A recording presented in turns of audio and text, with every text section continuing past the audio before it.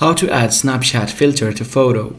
To add a Snapchat filter to a photo, you'll need to use the Snapchat app. And here's how you can do that.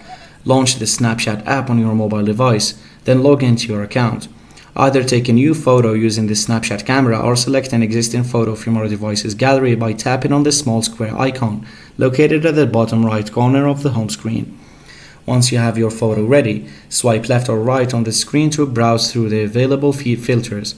Snapchat offers various filters including face filters, color filters, geo filters, and more. When you find a filter you like, tap on it to apply it to your photo. Some filters may require you to follow additional instructions or make facial expressions to activate them, so make sure to read the prompts on the screen if there are any. Depending on the filter you choose, you may have the option to adjust its intensity, size, or other parameters, so follow the on-screen instructions to customize the filter as desired. Once you're satisfied with the filter in your photo, you can save or share your photo on other social media. Thanks for watching, and don't forget to subscribe.